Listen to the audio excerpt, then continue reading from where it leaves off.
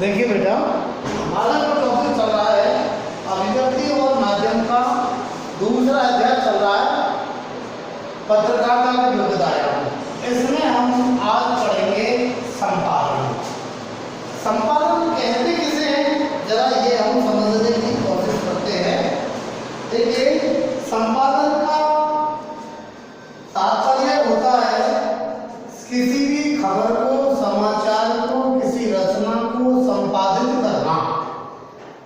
संपादित करने का मतलब क्या होता है, यानी किसी भी सामग्री को, उसकी अशुद्धियों को दूर करके उसे पठनीय बनाना, मतलब पढ़ने योग्य बनाना, अशुद्धियों को ठीक करना, और उसकी जो कोई भी पंक्ति जो नहीं लिखनी चाहिए उसको हटाना, जो लिखनी चाहिए उसको जोड़ना, अगर कोई पंक्ति पहले लिख दी गई है तो उसको पीछे लिखना, जो पीछे लिखी जानी चाहिए, या जो पीछे लिख दी गई है उसको पहले लिखा जाना चाहिए तो उसका क्रम चेंज करना। इस प्रकार से कुल मिलाकर के किसी सामग्री को पढ़ने योग्य बनाने का काम संपादक मंडल करता है। कौन? संपादक मंडल करता है, जिसमें एक मुख्य संपादक, उप संपादक, सह संपादक, समाचार संपादक, अतिरिक्त संपादक आदि बहुत से संपादक होते हैं। ये हमने आपको बता दिया कि समाचारों का जो कलेक्शन है, समाचारों को एकत्रित करने का काम है, उसको तो कौन करता है? उसको तो करते हैं रिपोर्टर्स, संवाददाता। और समाचारों को संपादित करने का जो काम है, वो संपादित करने का काम कौन करते हैं? वो करते हैं संपादक मंडल करता है। कौन करता है? संपादक मंडल करता है। तो इस प्रकार से ये समाचार पत्र में द्वारपाल की भूमिका निभाते हैं। किसकी? द्वारपाल की भूमिका, जिसके द्वारा ही समाचार, जैसे द्वारपाल के से मिलकर के ही और कोई व्यक्ति अंदर जाएगा, इसी प्रकार से कोई भी खबर संपादक से मिलकर और तब अंदर जाएगी, समाचार में तब छपेगी जब पहले संपादक मंडल में से कोई भी उप संपादक, सह संपादक, अतिरिक्त संपादक या मुख्य संपादक जो भी है उसको देख लेगा, उसको पढ़ लेगा और उसकी अशुद्धियों को शुद्ध कर देगा। तो इस प्रकार से अब जो है इसलिए वो उन अशुद्धियों को काटता सकता है और उसे कितनी और कहां कितनी जगह दी जाए, कहां जगह दी जाए किसी समाचार को, इस काम को भी संपादक ही तय करता है, संपादक मंडल ही तय करता है। इसके लिए संपादक के कुछ सिद्धांतों का पालन करता है। संपादक के कुछ सिद्धांतों का पालन करता है। अब हम पढ़ेंगे संपादन के सिद्धांत।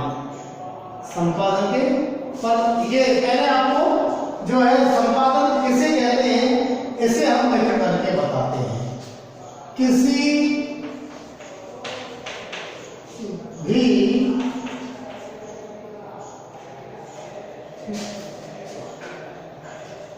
पाठ्य सामग्री को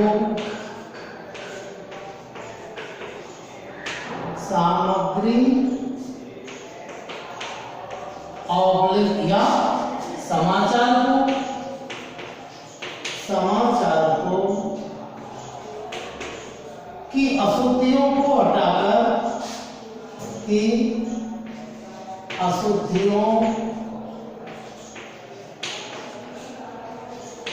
अशुद्धियों को हटाकर उसे छपने योग्य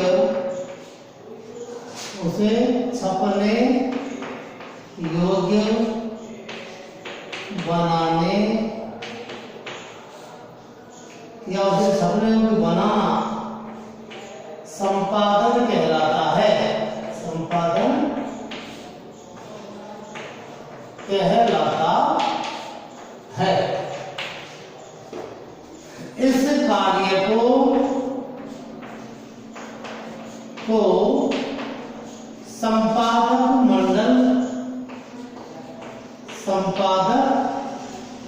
मंडल करता है। संपादक इस कार्य को कौन करता है? संपादक मंडल करता है, जिसमें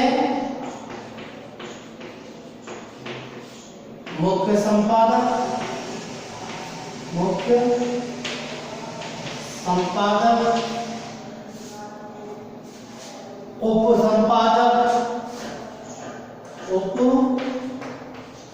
संपादक,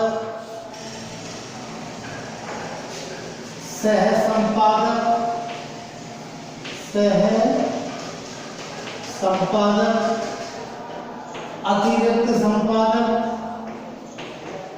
अतिरिक्त संपादक,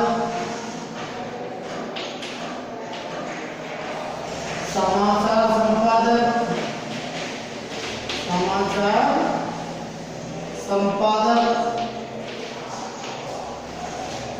आदि शामिल होते हैं, शामिल रहते हैं।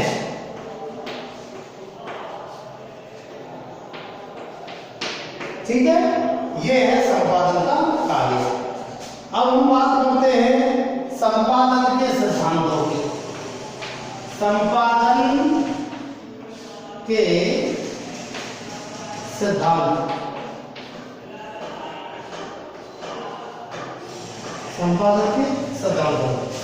तो अब देखिए, पत्रकारिता कुछ सिद्धांतों पर चलती है, उसके भी अपने कुछ सिद्धांत होते हैं। एक पत्रकार से ये अपेक्षा की जाती है कि वह समाचार संकलन और लेखन के दौरान इन सिद्धांतों का पालन करे। यानी कि हर समाचार पत्र के अपने सिद्धांत होते हैं, हर चैनल के अपने सिद्धांत होते हैं। वो चैनल या वो समाचार पत्र उन्हीं सिद्धांतों पर कार्य करता है। आपने देखा होगा, जैसे दैनिक भास्कर है, तो दैनिक भास्कर की जो नीति है वो कांग्रेस पार्टी के ज्यादा अनुकूल है,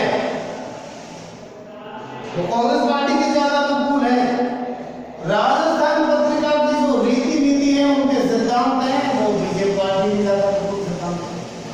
वैसे तो उनको पार्टी से कोई मतलब नहीं होता, लेकिन फिर भी अपने सिद्धांत होते हैं। जिसका समाचार पत्र का जो मालिक है उसके लिए तो कुछ थॉट होगी, उसका तो कुछ विचार होगा, तो उनके अपने सिद्धांतों पर वो काम करते हैं। हर रिपोर्टर से भी यही अपेक्षा की जाती है कि तुम उन्हीं सिद्धांतों के अनुसार चलो, तो उन्हीं सिद्धांतों के अकॉर्डिंग वो चलते हैं। इसीलिए तो मैंने आपको पहले भी बताया था, इसीलिए तो एक खबर एक समाचार पत्र में तो मुख्य समाचार का रूप धारण कर रही है और मैन पृष्ठ की खबर है, वही खबर दूसरे समाचार पत्र में तीसरे या चौथे पन्ने पर है और वो मैन पृष्ठ की खबर नहीं है। कारण उसका क्या है कि एक समाचार पत्र जिसमें वह खबर मुख्य समाचार का रूप धारण कर रही है, या मैन पृष्ठ पर जो खबर आई है, या मैन पृष्ठ पर जो स्थान पा रही है, वो खबर उस समाचार पत्र के मालिक के सिद्धांतों के ज्यादा अनुकूल है। और जिस समाचार पत्र में उसको मुख्य पृष्ठ पर स्थान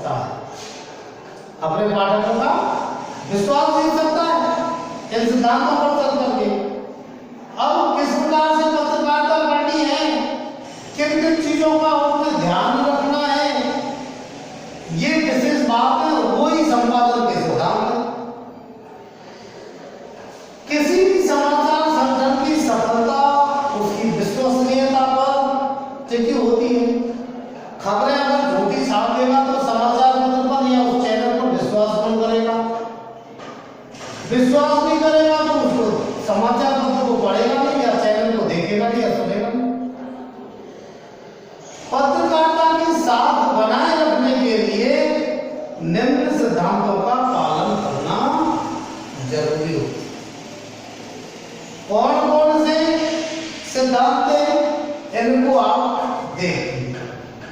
पहला सिद्धांत है तथ्यों की शुद्धता। तथ्यों की शुद्धता। तथ्यों की शुद्धता, इसको देखिए अंग्रेजी में एक्यूरेसी कहते हैं। क्या कहते हैं बेटा? एक्यूरेसी। तथ्यों की शुद्धता को अंग्रेजी में कहा जाता है एक्यूरेसी। तो देखिए एक्यूरेसी या तथ्यों की शुद्धता हम कहते किसे हैं? किसे कहते हैं? एक आदर्श रूप में मीडिया और पत्रकारिता यथार्थ या वास्तविकता का प्रतिबिंब है। जो वास्तव में हकीकत में है वही प्रस्तुत करें। इस तरह पत्रकार समाचार के रूप या समाचार के रूप में जो है यथार्थ को पेश करने की कोशिश करता है। किसको पेश करने की कोशिश करता है? यथार्थ, जो हकीकत में है, जो सत्य घटना है, जो सत्यवाद है, उसको पेश करने की कोशिश करता है। लेकिन यह अपने आप में एक जटिल प्रक्रिया है। कई बार सत्य को जानने की कोशिश करते हुए भी सत्य तक समाचार का संवाददाता भी नहीं पहुंच पाता कि वास्तविकता क्या है। सच यह है कि मानव यथार्थ की नहीं, यथार्थ की छवियों की दुनिया में रहता है। यथार्थ में नहीं रहता, यथार्थ के रूप में ही रहता है, कोई छवि देखता है। किसी भी घटना के बारे में हमें जो भी जानकारियां प्राप्त होती हैं, उनके अनुसार हम उस यथार्थ की एक छवि अपने मस्तिष्क में बना लेते हैं। हमने किसी भी घटना के बारे में जो कुछ भी सुना है, तो उसी के अकॉर्डिंग हम अपने रूप में, अपने मस्तिष्क में उसकी एक साइज को बना लेते हैं, छवि बना लेते हैं कि ये घटना ऐसे हुई। रूप बन गया हमारे मस्तिष्क में, छवि बना लेते हैं, और यही छवि हमारे लिए वास्तविक यथार्थ का काम करती है। यही हमारे लिए वास्तविक सत्य है। ठीक है? एक तरह से हम संचार माध्यमों द्वारा सृजित छवियों की दुनिया में रहते हैं। कहने का मतलब यह है कि हम संचार माध्यमों में जो कुछ भी हम देख रहे हैं, सुन रहे हैं या पढ़ रहे हैं, उन संचार माध्यमों में जो कुछ भी देख रहे हैं या सुन रहे हैं या पढ़ रहे हैं, उसकी जो छवि है वो हमारे मस्तिष्क में बैठ जाएगी। हमारे मस्तिष्क में उसका रूप हम धारण कर लेंगे कि ये घटना ऐसे हुई। वास्तविकता क्या है चाहे हमने तो, और अगर हकीकत कुछ और है तो और हमारे दिमाग में नहीं बैठेगी। हमने तो जो देखा है टीवी पे या जो सुना है रेडियो पे या जो पढ़ा है समाचार पत्र में, हमारे मस्तिष्क में तो वही बात बैठेगी। तो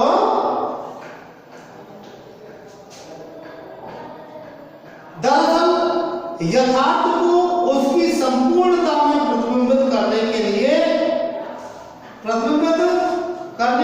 आवश्यक है। वही यथार्थ को उसकी संपूर्णता में प्रतिबिंबित करने के लिए भी ये जरूरी है कि ऐसे तथ्यों का चयन किया जाए जो किसी भी यथार्थ को अत्यंत सीमित चयनित सूचनाओं, जो उसकी संपूर्णता में प्रतिनिधित्व करते हैं, ऐसे समाचारों का चयन किया जाए तो पूर्ण रूप से जो है हम उनके बारे में समझ सकें या संपूर्ण रूप से प्रस्तुत उसको घटना को कर सकें। अधूरी घटना या अधूरी जानकारी नहीं है तो अधूरी जानकारी को प्रस्तुति करना। लेकिन समाचार में हम किसी भी यथार्थ को अत्यंत सीमित चयनित सूचनाओं के तथ्यों के माध्यम से ही व्यक्त करते हैं। इसलिए यह अत्यंत महत्वपूर्ण हो जाता है कि किसी भी विषय के बारे में समाचार लिखते वक्त हम किन सूचनाओं और तथ्यों का चयन करते हैं और किन्हें छोड़ते हैं, ये हमें सोचना है और समझना है। समाचार लिखते समय कौन कौन सी सूचना हमें ग्रहण करनी है, कौन सी छोड़नी है। चुनौती यही है कि ये सूचनाएं और तथ्य सबसे अहम हो और संपूर्ण घटना का प्रतिनिधित्व करते हो। खास खास जो सूचनाएं जो पूरी घटना को दिखाती है, उन तथ्यों का हम चयन करें। तथ्य बिल्कुल सटीक और सही होने चाहिए, नहीं तो खबर झूठी हो जाएगी। तथ्य बिल्कुल सटीक और सही होने चाहिए, नहीं खबर गलत हो जाएगी। और उन्हें तोड़ा मरोड़ा नहीं जाना चाहिए। जैसे 6 अंधों और एक हाथी की कहानी को ही लेते हैं। 6 अंधों और एक हाथी की कहानी को आप देखिए। ये जो कहानी है, ये भारतीय लोक कथा तथ्यों और सच्चाई के बीच के फर्क को काफी अच्छे ढंग से उजागर करती है। सच्चाई क्या है और तथ्य क्या है। 6 अंधों में एक बहस चल रही है। 6 अंधों में एक बहस चल रही कि हाथी कैसा होता है।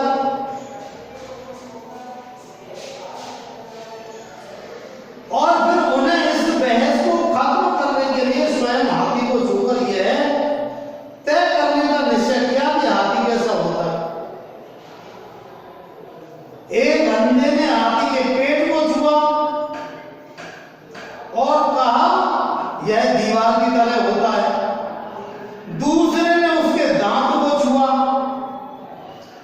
और कहा नहीं, यह तलवार की तरह होता है। हाथी के तो लंबे लंबे दांत थोड़े धोखे होते, लंबे होते। तीसरे के हाथ उसकी सूंड आई और उसने कहा कि यह तो सांप की तरह होता है।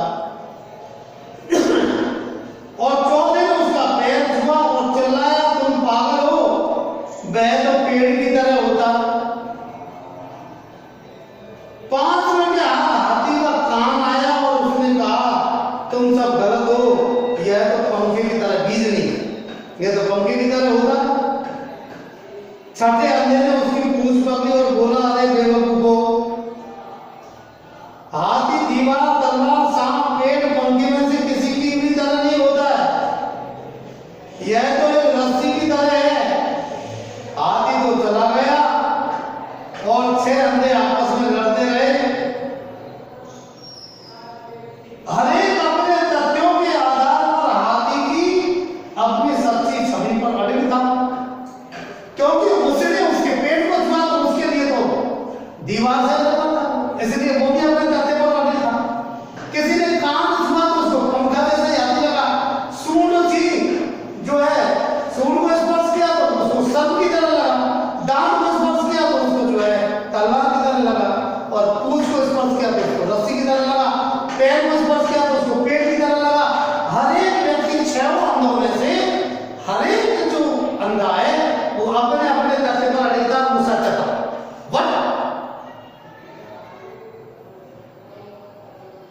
All the plans are wrong in the actual position. सारे के सारे जो अंधे थे वो हकीकत की स्थिति में बिल्कुल गलत थे। वो उन्होंने एक तथ्य ही दिया था। तो तथ्य ऐसा हो जो संपूर्णता लिए हुए हो, अधूरा तथ्य नहीं हो। उन अंधों ने उन्होंने अधूरे तथ्य प्राप्त करे सबने, और अधूरे तथ्यों के कारण उनको जो है अलग अलग उसके रूप दिखाई दिए। ठीक है, कहने का मतलब ये कि तथ्य और सूचनाएं जो हर बंदे ने हाथी को छूकर प्राप्त किया वो वास्तव में वो अपने आप में सत्य थे। हाथी का कान पंखे जैसा होता है लेकिन हाथी तो पंखे जैसा नहीं होता। इसी तरह हम कह सकते हैं कि तथ्य अपने आप में तो सत्य होते हैं लेकिन अगर किसी संदर्भ में उनका प्रयोग किया जा रहा हो तो उनका पूरे विषय के संदर्भ में प्रतिनिधित्व होना या कई तथ्यों को मिलाकर के देखना बिल्कुल आवश्यक है। उस स्थिति में तथ्य यथार्थ की सही तर्क संगत प्रस्तुति करते हैं। यथार्थ की सही तर्क संगत प्रस्तुत करते हैं तो तथ्य अपने आप में पूर्ण हो, हर संदर्भ में सही हो, तभी जाकर के समाचारों को विश्वसनीय बनाया जा सकता है और उनका सही रूप लोगों के सामने आ सकता है। तो ये हुआ कौन सा समाचार के सिद्धांत में पहला सिद्धांत, तथ्यों की शुद्धता, जिसको एक्यूरेसी कहते हैं। इस अगले जो सिद्धांत हैं उनको हम पढ़ाएंगे कल।